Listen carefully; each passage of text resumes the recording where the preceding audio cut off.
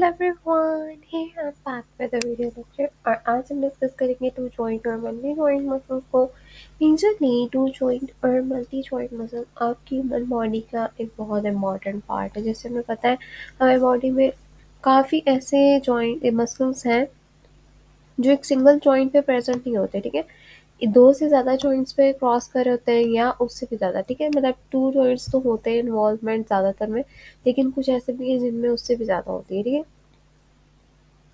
To joint की अगर example simple सी इसकी एग्जांपल दिया, इससे पहले हम सिंपल सी बात करते हैं कि टू जॉइंट मसल की बात क्या है, ठीक है। एक जॉइंट से उसका ओरिजिन हुआ, ठीक है, मतलब एक जॉइंट के करीब।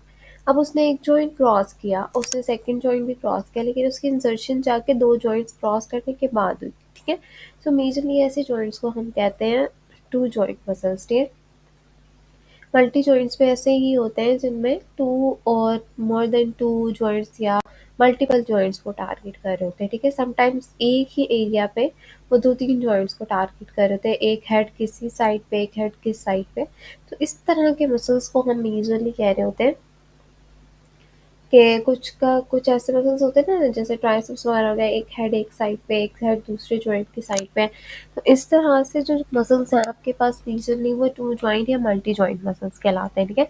जिनमें एग्जांपल्स बाइसेप ब्रेकाई की आ जाती है, ट्राइसेप ब्रेकाई की है, आपके पास हैमस्ट्रिंग्स की है, रेक्टस फेमोरस की है, रिस्ट मसल्स की है, ठीक है। तो ये सारे जो आपके पास मसल्स आ जाते हैं, ये मेजरली आपको यही बता रहे हैं कि लाइक आपके पास टू जॉइंट और मल्टी जॉइंट मसल्स कौन से होते हैं, ठीक है।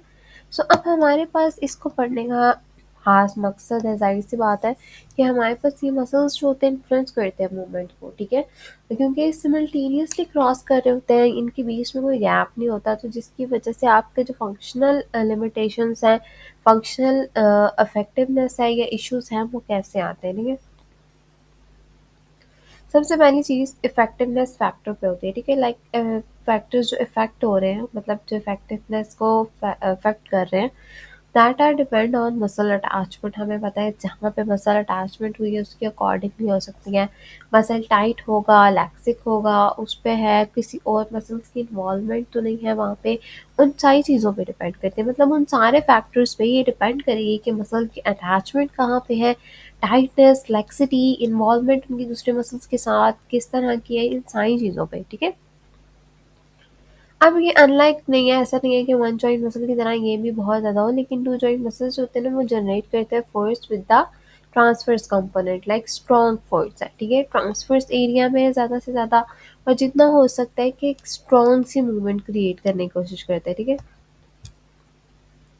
अब क्या होता है पावर मूवमेंट्स में इनका रोल ये है कि लाइक मेजरली, क्योंकि ये बाया आर्टिकुलर मसल्स होते हैं, जैसे हिप पे हो गया, नी पे हो गया, तो ये कन्वर्ट करते हैं जो कोई सेगमेंट की रोटेशंस हैं या जैसे होल बॉडी का अगर कोई मोशन है, जैसे जंपिंग परफॉर्म हो रही है या स्प्रिंटिंग परफॉर्म हो रही है, तो उसमें क्या करता है कि अगर ये एक जॉइंट से दूसरी जॉइंट पे उसने रोटेशन कवर करनी है, कन्वर्ट करनी है, तो ये काफ़ी हेल्पफुल होता है। मतलब दैट मीन्स कि हमारी बॉडी को पावरफुल मूवमेंट के लिए पावरफुल मसल्स चाहिए थे जो टू जॉइंट या मल्टी जॉइंट मसल्स होते हैं, ठीक है। मेजरली आपके पास इसलिए इनकी रिक्वायरमेंट है, लेकिन इनमें दो डिसएडवांटेजेस आते हैं जो हम मेजरली यहाँ पे देखते हैं, ठीक है। आपके पास हमने एडवांटेजेस देख लिया ना कि लाइक हमारे पास पावर एक्टिविटीज़ के लिए एक तो सेंटर ऑफ ग्रेविटी को किस तरह से मैनेज करना है, ये सारी चीज़ें देखी, ठीक है। लेकिन इनमें दो डिसएडवांटेजेस आते हैं, और ये डिसएडवांटेजेस आपको ज़रूर पता होने चाहिए, क्योंकि मेजरली आपकी बहुत ज़्यादा चीज़ें इन पे डिपेंड कर रही होती है, ठीक है। एक आती है एक्टिव इनसफिशिएंसी, एक आती है पैसिव इनसफिशिएंसी, ठीक है।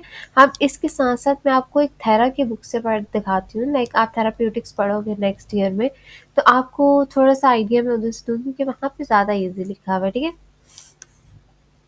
अब यहाँ पे उन्होंने कहा मल्टी जॉइंट मसल्स और टू जॉइंट मसल्स में नॉर्मली दो तरह के डिसएडवांटेज कहलाते हैं, जिनको एक्टिव इनसफिशिएंसी और पैसिव इनसफिशिएंसी कहते हैं।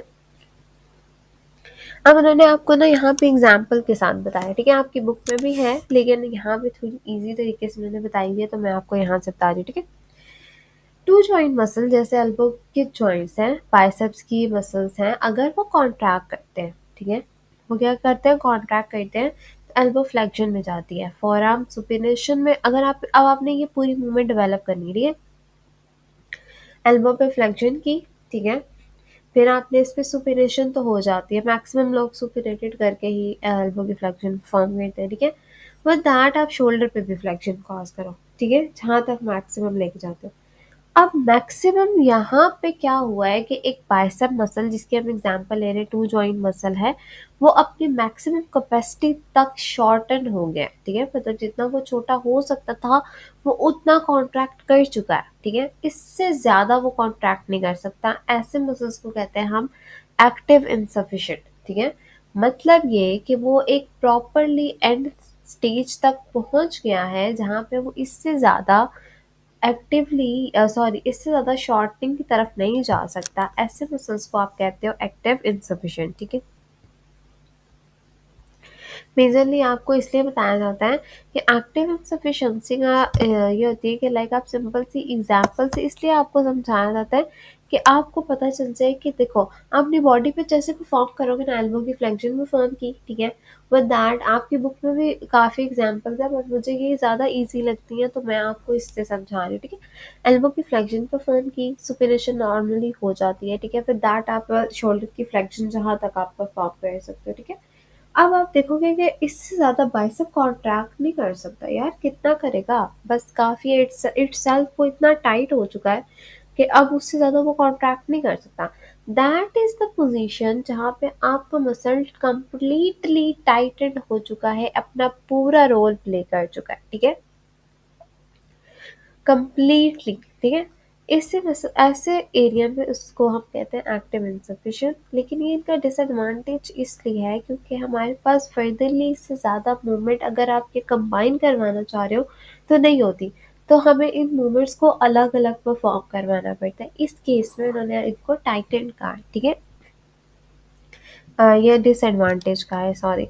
तो अगर तो ये एक्टिव इनसफिशिएंसी दैट मीन्स के पैसिव इनसफिशिएंसी इसके ऑपोजिट होगी, ये टाइटन करेगी तो वो जितना स्ट्रेच हो सकता है पैसिव इनसफिशिएंसी उतना स्ट्रेच या उतनी लेंथनिंग की तरफ जाएगी। फॉर इंस्टेंस इसी को लेते हैं, एल्बो जॉइंट को एक्सटेंशन की तरफ लेके गए, ठीक है, एक्सटेंशन के बाद आपने क्या किया, प्रोनेशन में लेके गए, सिमल्टेनियसली आपने शोल्डर को पूरा एक्सटेंशन की तरफ लेके जाना है बैक साइड। अब जब आप ये मूवमेंट फॉर्म हुई तो आपके मैक्सिमम जितनी लेंथनिंग हो सकती थी ना वो कंप्लीट लेंथन हो चुका है, इससे ज़्यादा ना बाइसेप्स लेंथनिंग पोजीशन में नहीं जा सकता, ठीक है। सो दैट मीन्स ये उस मसल की पैसिव इनसफिशिएंसी है, इससे ज़्यादा वो इलोंगेट नहीं कर सकता, वो अपनी मैक्सिमम इलोंगेटेड पोजीशन में चला गया। क्योंकि ये इसलिए डिसएडवांटेजेस होता है कि लाइक आप एल्बो की जो एक्सटेंशन है या आप ये कह सकते हो कि जो आप शोल्डर की एक्सटेंशन करवाते हो, ठीक है, वो इससे ज़्यादा हो सकती है नॉर्मली अगर आप इस तरह से प्रॉपर पोजीशन बना के ना करवाओ, ठीक है।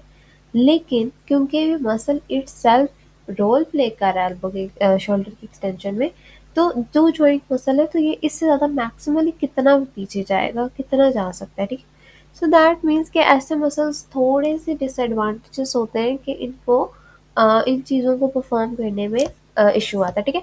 सो मेजरली हम इस एग्जांपल को कम्प्लीटली हाईलाइट कर लेते हैं विद अ डिफरेंट कलर ताकि हमें आइडिया हो जाए, ठीक है। अगर किसी को लेनी है तो आप बेशक स्क्रीनशॉट वगैरह ले सकते हो, ठीक है। यहाँ से स्टार्ट होती है एग्जाम्पल से, और ये एक्टिव और पैसिव इनसफिशिएंसी की बहुत अच्छी डिस्क्रिप्शन थी तो मैंने आपको इधर से समझा दिया, ठीक है।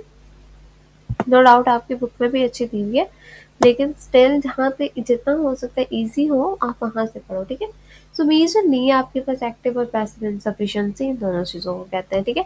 तो आपके पास टू जॉइंट मसल्स इटसेल्फ काफ़ी अच्छे हैं क्योंकि आपके पावर, जब आपको कोई भी मूवमेंट पावरफुल मूवमेंट परफॉर्म करनी होती है, जंपिंग स्प्रिंटिंग वगैरह, तो ये अपनी प्रॉपर सेगमेंट की रोटेशन करवाते हैं ताकि वो बॉडी का जो एक प्रॉपर स्ट्रॉन्ग सा इफेक्ट आ रहा है, जो उसकी इतनी ज़्यादा फोर्स आ रही है उसकी बॉडी पे, जो सारे मसल्स एक फोर्स जनरेट करके डिस्ट्रीब्यूट कर रहे हैं वो बॉडी के डिफरेंट सेगमेंट्स में किस तरह से ट्रैवल करना है और सेंटर ऑफ ग्रेविटी कैसे एक्ट कर रही है, ये सारी चीज़ें जो होती है बहुत ज़्यादा इंपॉर्टेंट होती है और इसलिए टू जॉइंट और मल्टी जॉइंट मसल्स को आप यूज़ करते हैं, ठीक है।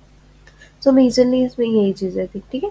तो हम नेक्स्ट लेक्चर से हम स्टार्ट करेंगे फैक्टर्स अफेक्टिंग द हमारे पास मेजरली जो इफेक्ट करेंगे मस्कुलर फोर्स जनरेशन को, ठीक है।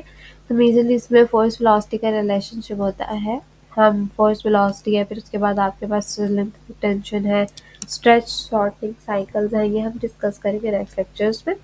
So thanks for watching. अगर कोई चीज़ समझ नहीं तो कमेंट सेक्शन में पूछ सकते हो। Thanks for watching.